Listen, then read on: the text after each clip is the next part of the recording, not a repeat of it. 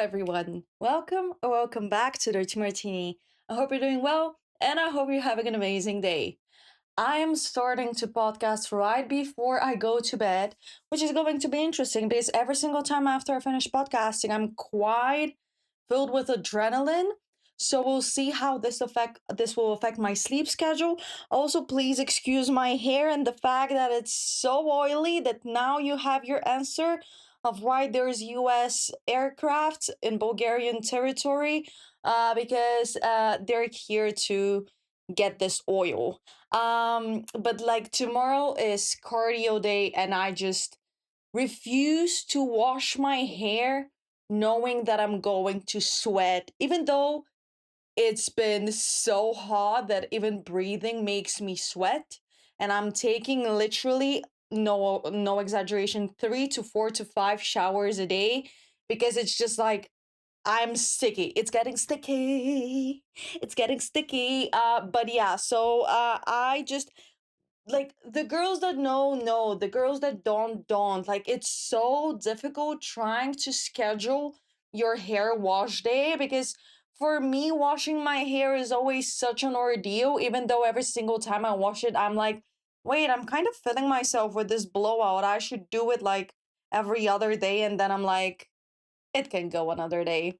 And it can go another day. And like tomorrow, after the cardio, after the sweating, after clocking out of work, I will be doing a full hair care routine. But with that being said, I also am really, really hoping that while recording, two things don't happen. I mean, I'm hoping that many things that don't happen, but two things that have been happening quite a lot in the last 24 hours.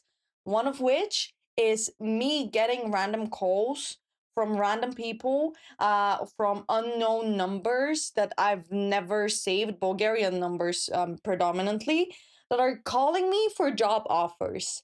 Now, I don't know who decided, I don't know if that's actually what happened, if my phone was put somewhere as an employer situation like jobs.bg or whatever, but I keep getting phone calls for teacher positions.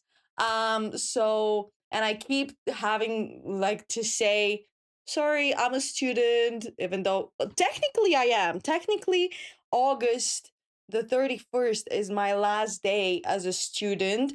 We're not going to talk about that because I keep having nightmares. I'm going to save this for another episode. Let's just say it's been a difficult transitionary period. But yeah, I just keep getting random calls, people looking for random people looking for teacher openings, and I'm like, girl, what's going on? So I'm hoping no one decides to look for a job at 11 at night. It's 10. Jesus Christ, it's so early. Anyways, but yeah, and the second thing that I hope doesn't happen is us not having power in the house because for whatever reason, um they stopped the power in our house and in the whole area yesterday for the entire day.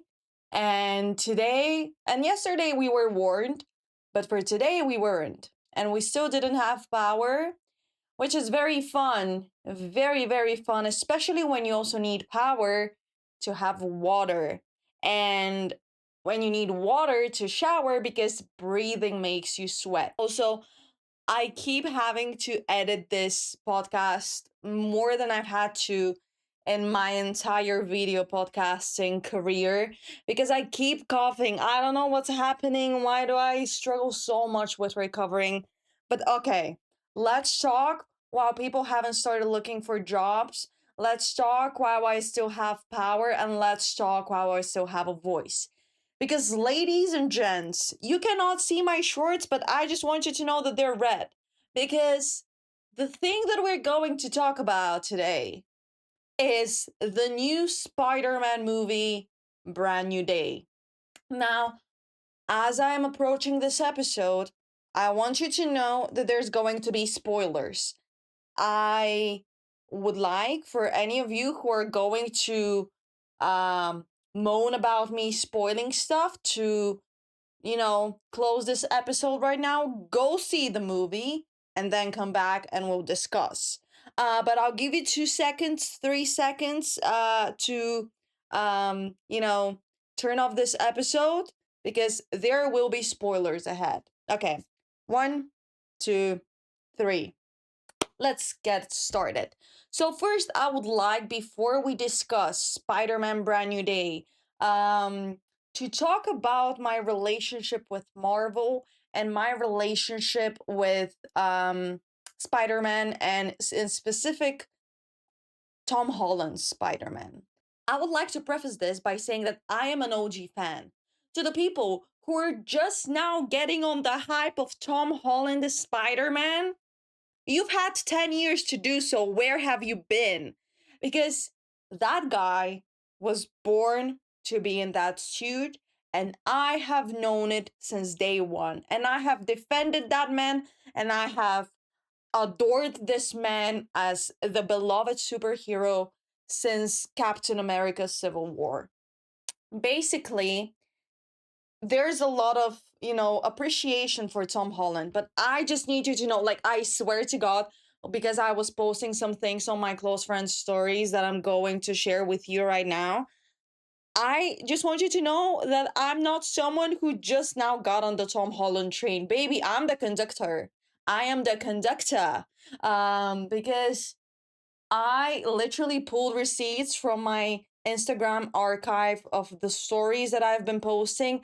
And the thing is, when I used to obsess over someone, I used to obsess over them in terms of I would post for their birthday, even though they're a celebrity and we shouldn't worship celebrities, and even though that they don't know of my existence, and I actually know of the existence of a persona of theirs, like an aspect of who they are.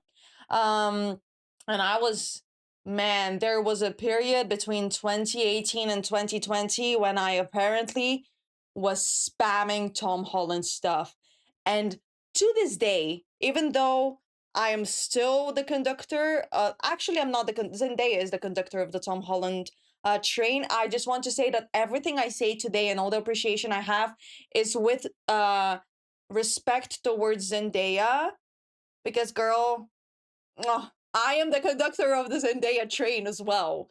Well, Tom Holland is, but I am like first class passenger. Okay, okay. And basically, Tom Holland's birthday, which I know I shouldn't know his birthday, but his birthday is the 1st of June, coincides with my dog's birthday, and every single you know what's interesting? That every single celebrity crush I have had, like the more intense ones, are born on the 1st. Justin Bieber, 1st of March. Harry Styles, 1st of February. Tom Holland, 1st of June. I don't know what is it about the 1st and me, but I keep being drawn to those people. Or maybe there's just something about the date being the 1st that makes those people so celebrity crushable over. So yeah, for any of you who are doubting my devotion to being a fan of Tom Holland, I have receipts. I have receipts. I remember there was this one photo of him, like with, I think it was Hello Kitty, pink, joggers or like pajama pants, and the I Survived New York City t-shirt, and that picture was my screensaver for over a year, and then it was transitioning, like my screensaver became Zendaya. And actually I found my old tablet last week, and I was like, oh my god, let's charge it and see if it works, and it does. And the screensaver are Mila Kunis and Ashton Kutcher. Now, this was pre-controversy, I would like you to know.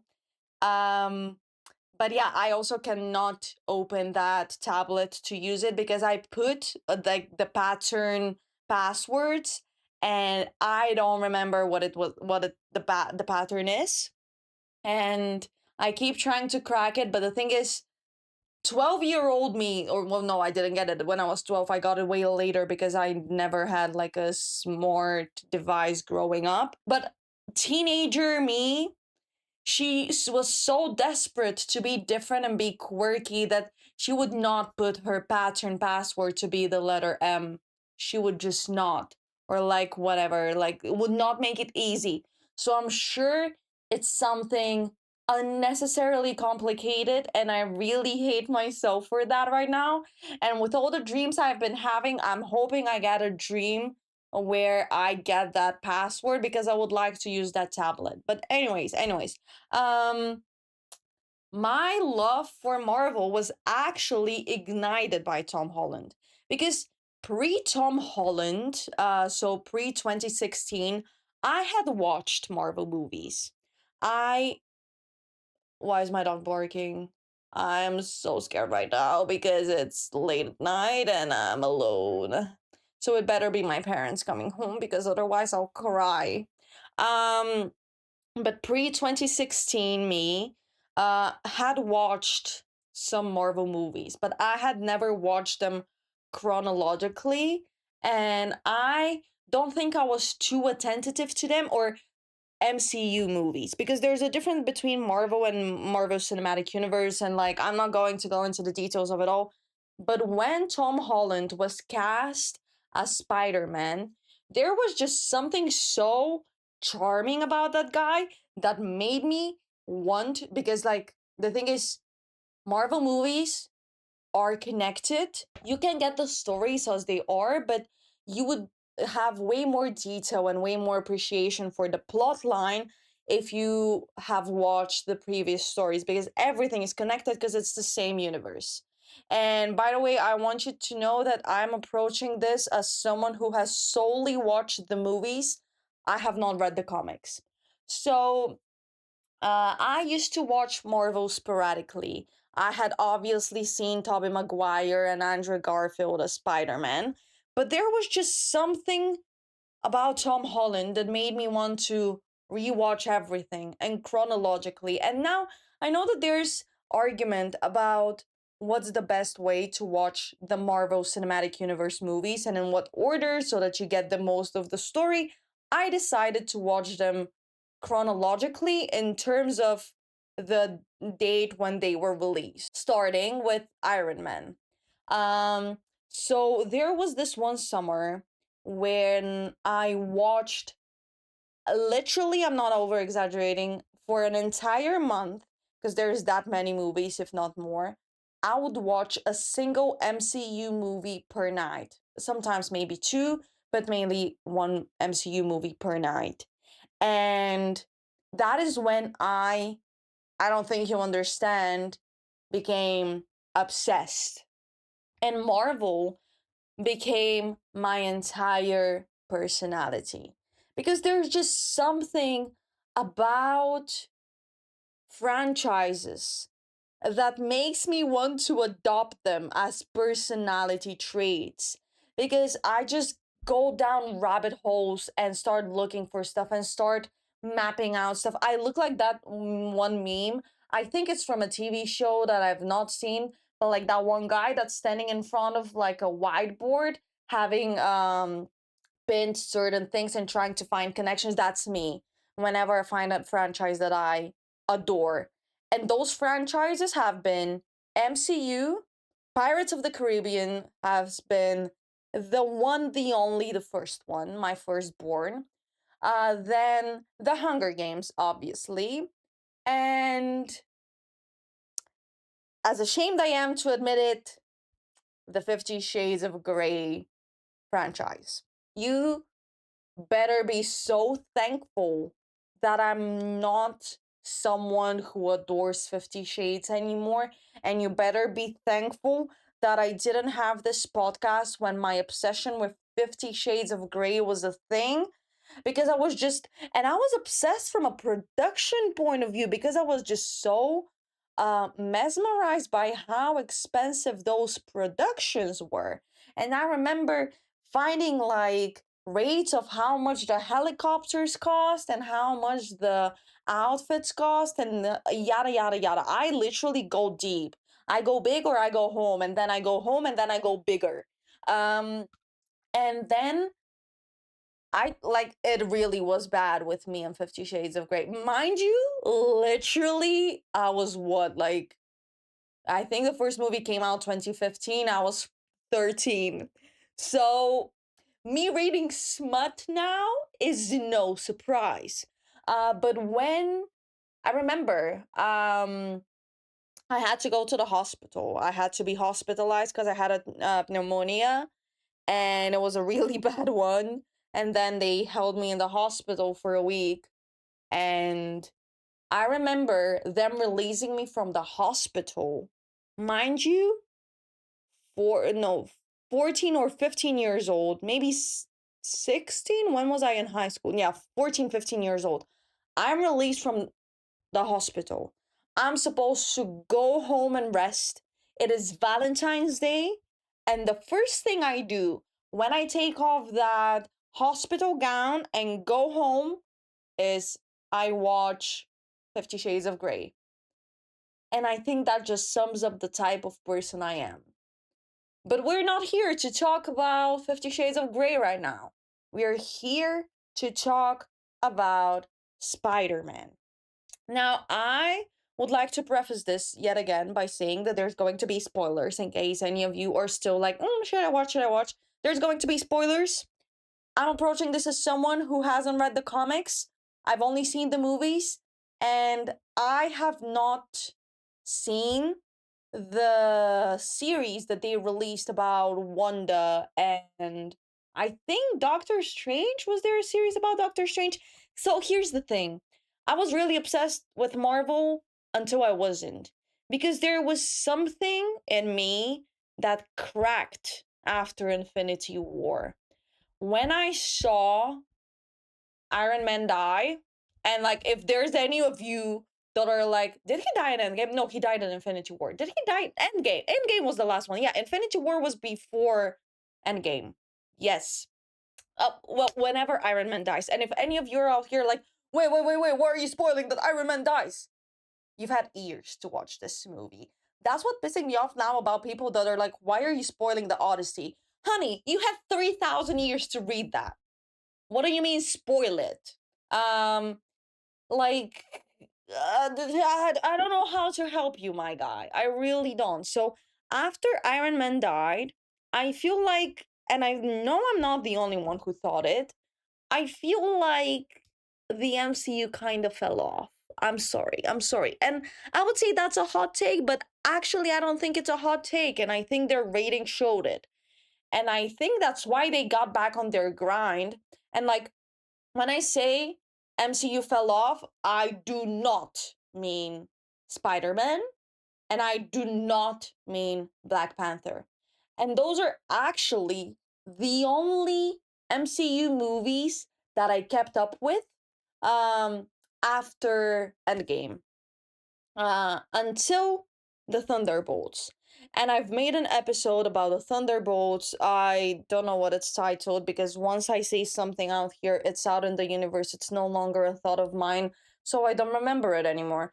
I don't know what this episode is called, but I assume it's got something to do with either Thunderbolts or the New Avengers, or maybe Thunderbolts, like I don't know, like call them the New Avengers. I mustn't have been that creative when I came up with that title.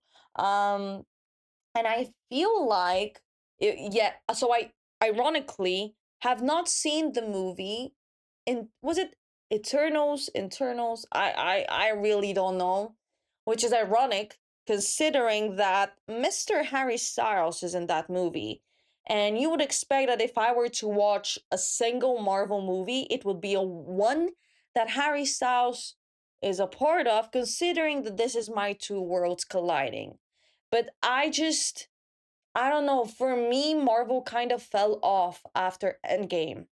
And I think they knew that they lost a significant chunk of their audience after killing off literally their main superhero.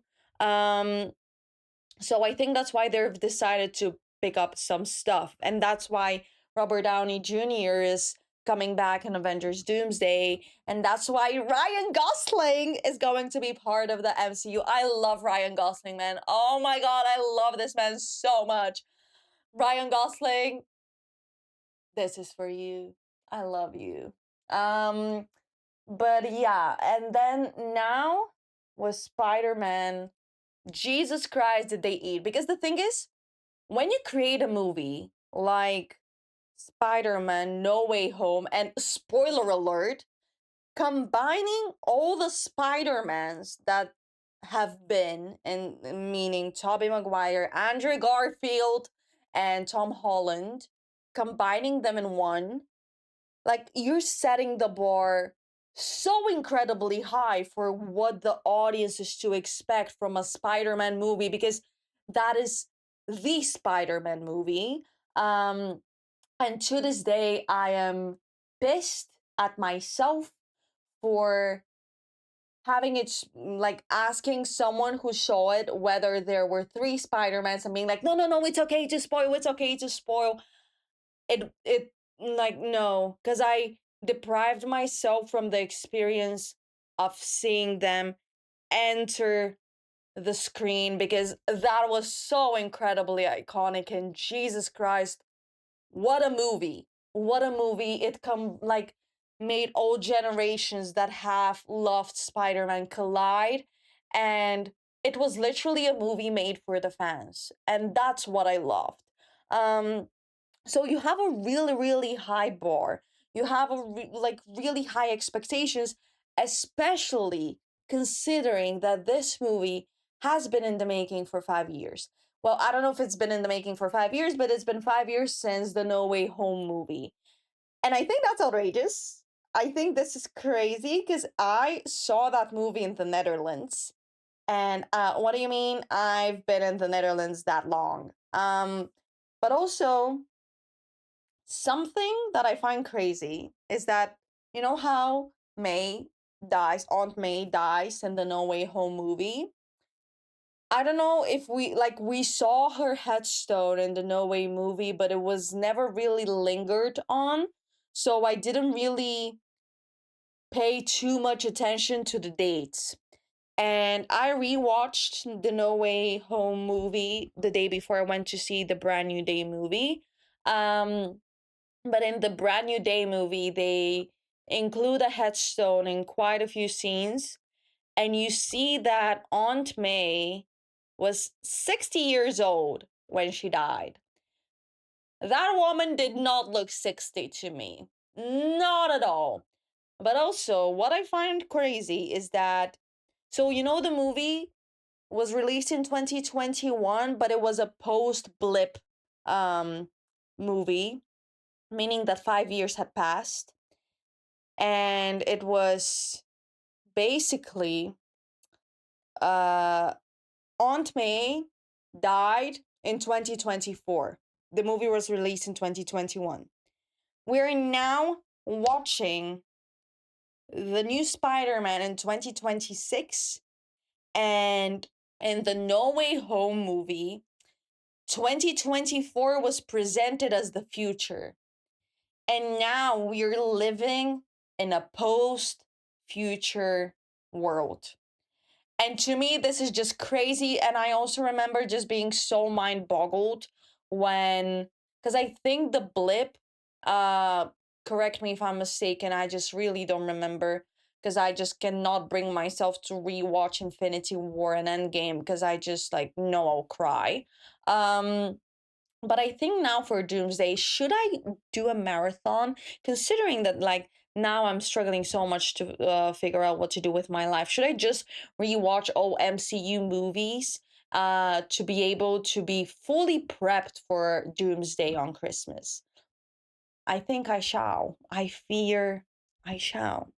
Um, but I remember the blip taking place in, I think, 2020 or something like this, or 2021, 2022. I actually, if it was 5 years, I don't know if it was 5 years. I don't know. I'm missing a lot of the details, and I know that there's some Marvel experts watching this that are like, how dare you call yourself a Marvel fan when you don't have your facts straight? Well, honey, It may not be a Pride Month anymore, but why keep it straight when you can keep it gay? Um, but yeah, so it's just weird to me when those things that are presented to us in the cinema as something from the far future and they've already passed makes me feel so incredibly old. But that's all right. That's all right. Because Spider-Man Brand New Day, Jesus Christ, what a movie. I know it already broke some box office records. It already reached $1 billion on its third day or something like this. And I would like to say that it's so incredibly well deserved.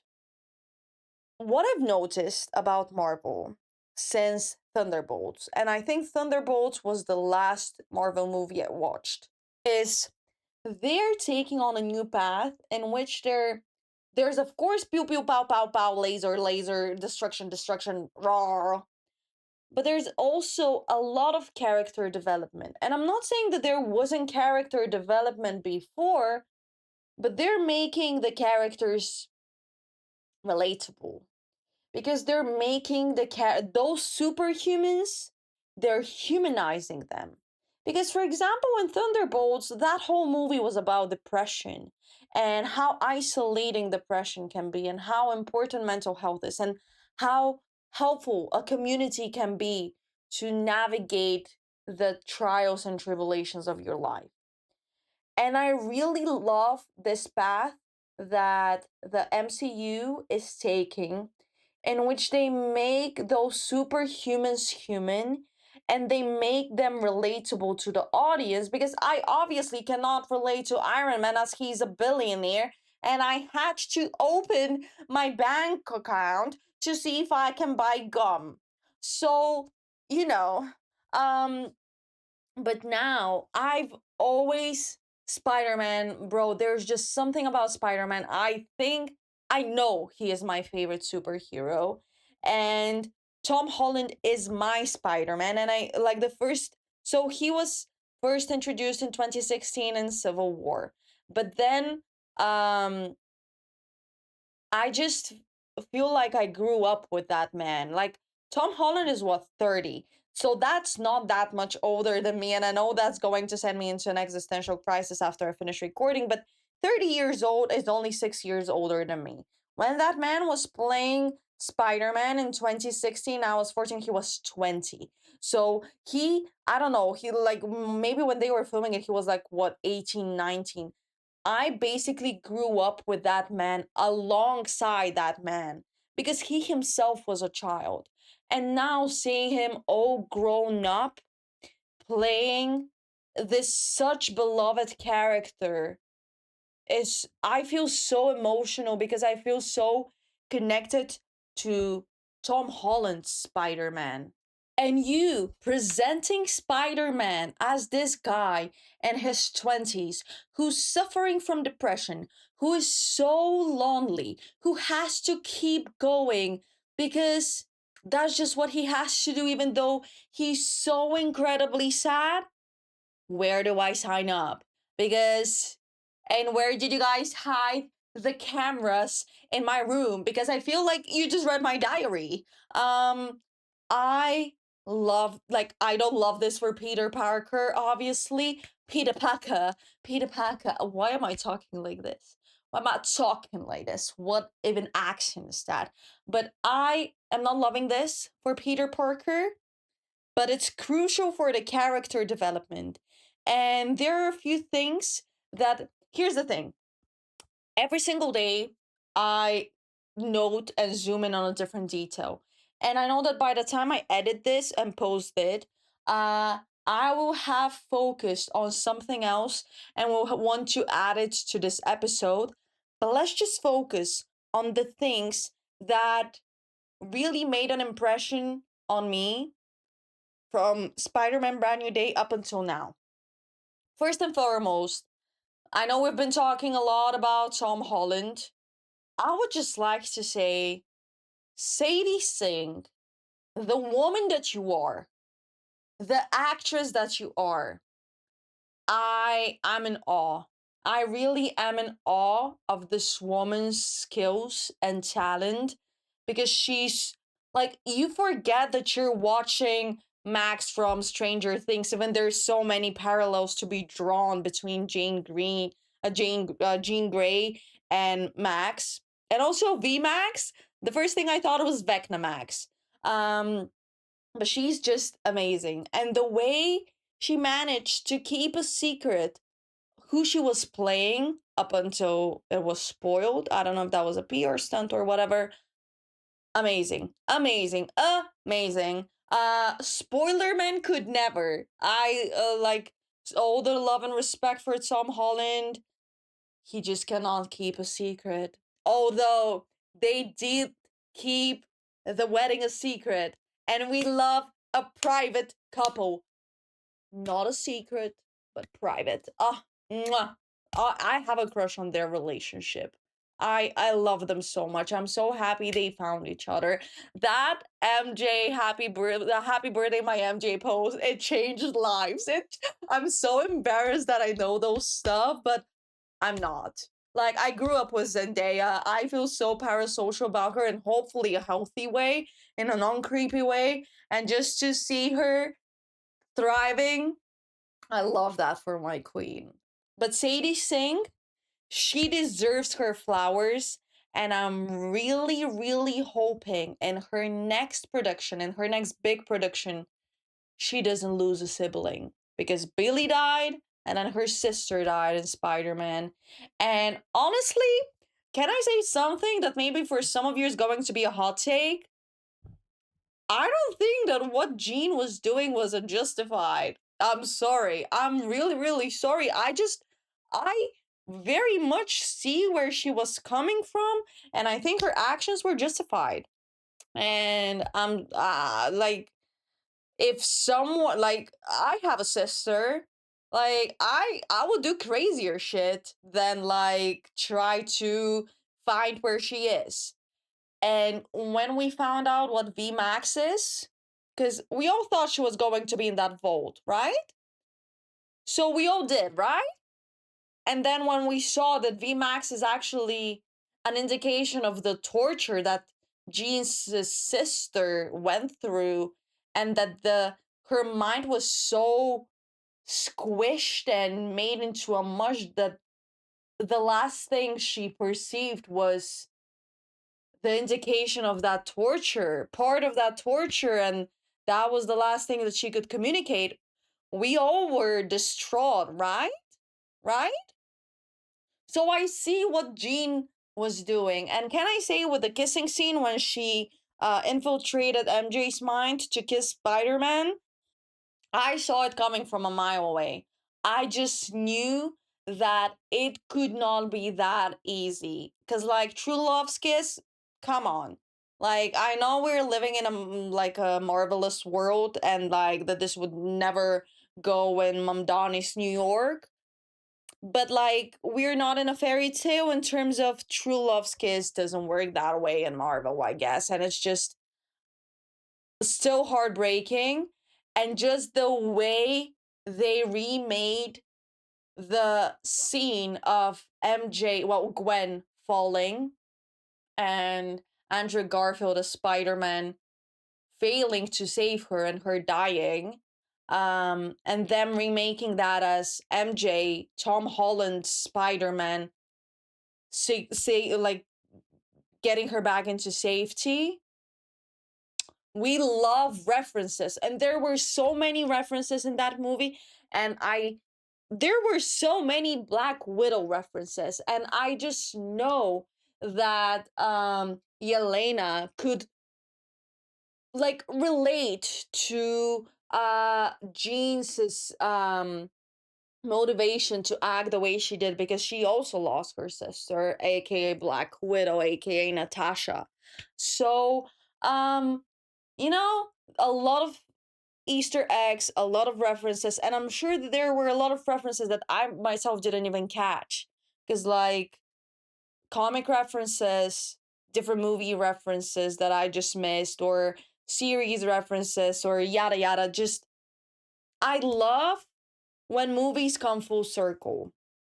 And what I didn't appreciate was, like, it actually makes me tear up, um making us think that Spider-Man is going to die.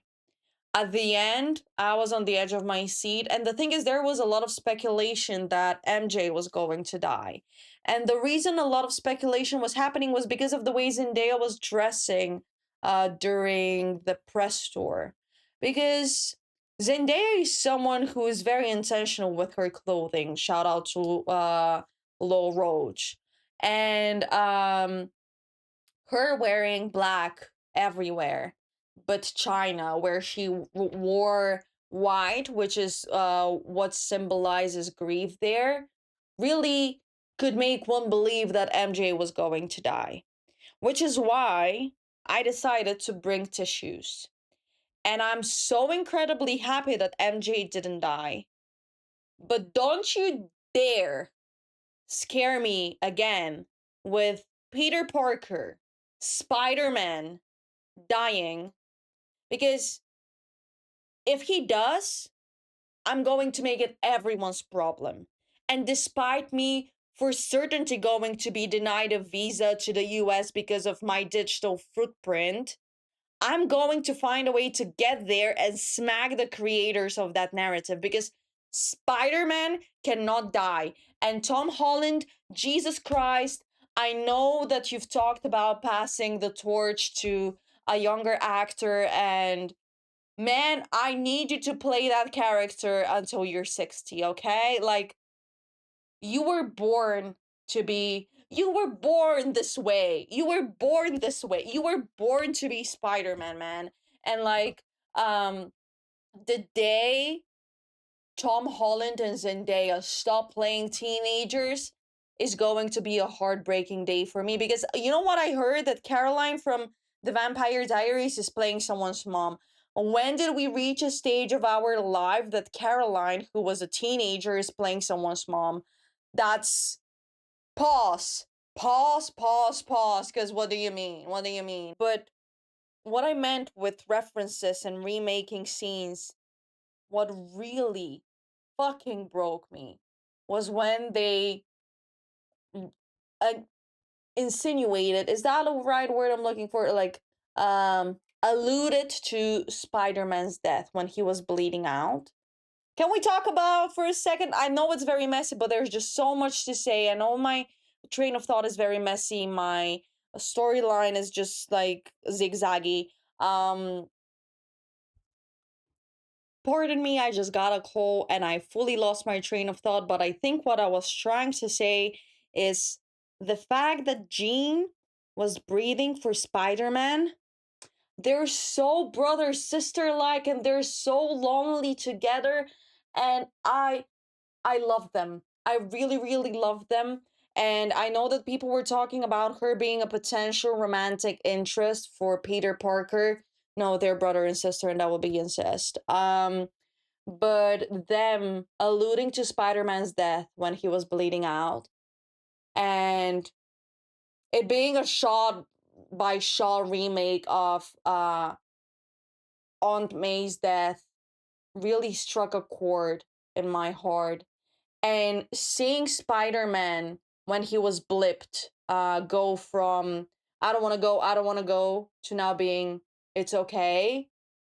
My man's depressed, okay? My man is depressed, and he's been rejected by his true love, even though after um like I'm pretty sure she might have regained some of her memories, and I'm pretty sure this is what the tear might have signified. There's theories. I don't know. I guess we'll have to tune in and find out, because Spider Man will return. You better. I hope you stayed until the after credit scene.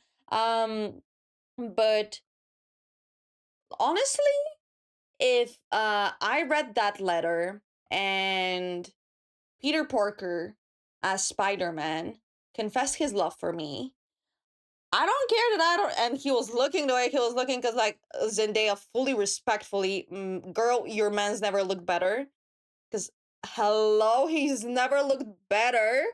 Um, I don't care that my memory's been erased. I would be like, honey, hubby, welcome home. Because hello. Um, but I love that it wasn't that easy. I don't love it for Peter Parker, but I love it for the plot. And you can see how careless he got because he would unmask himself. Yes, he was choking on his own blood when he was fighting the hand. Um, but he was unmasking himself. He was swinging costumeless, and he was going through it in that movie. He was being dragged through life and was not enjoying it. And I I'm here for the, I don't want to say redemption arc because I don't know if there's anything he should redeem for. But like I'm here for the, now we're on this path, but I think we're going like this because also at the end the handshake. I don't know if it was muscle memory. I don't know if he just made the connection that Spider-Man is Peter, that Peter is Spider-Man. I don't know what happened. I really don't know what happened, but I'm staying here to find out. You know what's something that I was really impressed by in this movie? The fact that I understood the DNA mRNA conversation, even though I've not touched biology in 5, 6 years. And I just remember my biology teacher in high school going on a tangent explaining this in unnecessary for us detail. And it's impressive that to this day, I have retained information to the point that I could understand this. And I was like, hell yeah. Do we think that Bruce Banner remembers who Peter Parker is? Because I think he might, especially after like him saying about the universal inhibitor, and also Bruce Banner being in control of the Hulk, and then not due to his fault, the Hulk being released and causing so much damage, and Bruce Banner now being in an asylum, basically, like in a like a mental asylum, uh due to no fault of his own. Like, it breaks my heart, but the Hulk has never looked better. The CGI of that movie was so good, because the thing is, Marvel keep outdoing themselves with the CGI. I think they're always up to date, and I think that makes sense considering the stakes that are at hand. No, the things that are at stake, sorry, like I just like brain is foggy. Like, when Infinity War and Endgame dropped, they were the shit with CGI. And now looking back on them, I can clearly tell, oh, this is, I mean, like, obviously it's CGI, but like I can tell if there's been a green screen or whatever, because technology in that regard develops that fast. That we can tell when something was a green screen, even though it was released like a few years ago. And the CGI of this movie, Jesus Christ, impeccable. I loved it so much. And when Ale by Bad Bunny started playing, I started shaking my ass. I started twerking in my seat. And this is actually people theorizing that it's a connection to Miles Morales because he's from Puerto Rico. Puerto Rico, excuse me. So I think that might be it. And that was such a, people were saying that was an unnecessary scene. For me, that was not an unnecessary scene, and I loved it so much. Iconic things from the movie are the, are you a Peter or are you Spider-Man? The I am both. Just like, oh my god, yes you are, honey, yes you are. Another iconic thing that I keep using now, it entered my lingo, is the small potato big potato things. And then Aunt May's speech to Jean Grey, and that giving her the comfort she needed, and being like, the people who love you don't love you because you're special, the people who love you because you're you. And to every child that's an overachiever, that was needed to hear. That was really, really needed to hear. I really love the movie. I feel like with every day I fall in love more and more with that movie, and I'm so excited to see how that story develops. Um, and another iconic thing is the outfits that Spider-Man wore. And I mean the juicy couture and the like the tank top And then what else did he wear that was just like the diva? Just like, the bath scene where he solely wore a mask. I was like, hell yeah. Hell yeah, Zendaya. Good for you, my girl. Good for you. Um, and can we appreciate him for staying loyal to MJ, even though MJ doesn't remember him, even though that some may argue is self-destructive, but like that girl flirted with him in the elevator once. My guy changed places. My guy rented out a new home. How does he have the money for that technology though? Like, has he inherited something from Tony Stark? Because like, how? I honestly don't know. I honestly don't get it.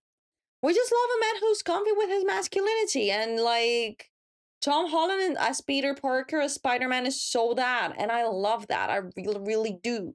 What really, really pissed me off about my experience seeing the movie was the fact that the people next to us were talking for the entire first hour. And like they were two people away from me, but I could still hear them. And my thing is like, if you cannot keep cinema etiquette, don't go to the cinema. And the people sitting next to them were better than me because like I was this close to making a comment because like why are you having full-blown conversations in the cinema when the movie is going on? And like, yes, sure, now I can also read the subtitles and understand them because they're in Bulgarian, but actually I want to listen to the movie. Okay? And like, I'm not there to listen to you. I didn't pay that much money. I didn't wait 5 years just to hear your fucking stupid conversations. So to those people, I hope you never go to the cinema again if you're going to keep acting like this in the cinema. And I feel so bad for the employees there because the guys next to me spilled their whole large popcorn bucket, and like the cinema hall, like the theater looked like a mess. And I'm just like, that's why I would not be able to work in the cinema, even though working in the cinema sounds like something I would enjoy as well as working in a bookstore. But that's my impression from Spider-Man as of yet. I know that now I'm going to go and scroll for another hour looking for um, other theories and other details that I missed, and I'm going to love it more and more and more. And shout out to everyone who contributed to the creation of this movie because it was really, really good and it was definitely worth the wait. And I'm so excited to see what's going to happen with Spider-Man. And can we because like this is something Zoran Mamdani looks a bit too dedicated to making the life of New Yorkers better. So can we check that he's actually not the real life Spider-Man? Because I might have a theory for that. But until we figure that one out, I would like to thank you so much for listening to this episode, watching this episode, and I hope to see you in the next one. But until then, stay hydrated, wear sunscreen, and don't support genocide. Bye.